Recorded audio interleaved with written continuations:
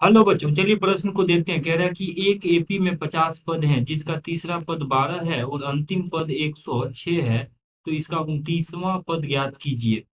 तो दिए गए प्रश्न के लिए हमारे पास जो मुख्य अवधारणा है, यदि हम इस प्रश्न के लिए मुख्य अवधारणा देखें तो दिए गए प्रश्न के लिए हमारे पास जो मुख्य अवधारणा है वह है कि किसी एपी का जो nवां पद अर्थात ए एन होता है, यह होता है ए जोड़ एन माइनस एक गुना डी, जहां पर ए उस एपी का प्रथम पद, डी सार्वअंतर तथा एन पदों की संख्या होती है।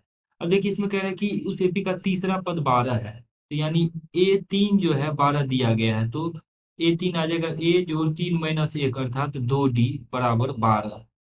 तो यहाँ से ए और डी में एक संबंध आया कि ए जोड़ 2D बराबर 12 हो जाएगा। इसको हम समीकरण एक मान लेते हैं। और इसमें कह रहा है कि अंतिम पद 106 है।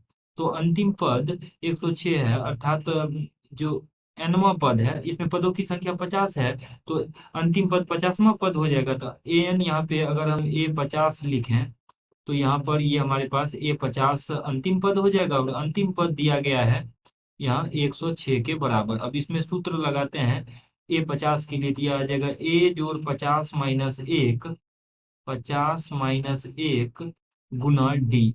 तो ये 106 आ जाएगा। तो यहाँ से इसको सरल करके लिखेंगे तो ए जोड़ 49D बराबर 106 के बराबर आ जाएगा।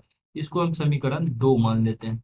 अब देखिए, समीकरण दो माइनस एक करने से, समीकरण दो माइनस एक से, जब यहाँ से यदि हम समीकरण दो माइनस एक करेंगे तो ए से ए कट जाएगा, तो ये आ जाएगा यहाँ से 49D - 2D बराबर 106 - 12। सरल करेंगे तो यहाँ से आ जाएगा 47D बराबर 106 - 12 करेंगे तो ये आ जाएगा 94 के बराबर।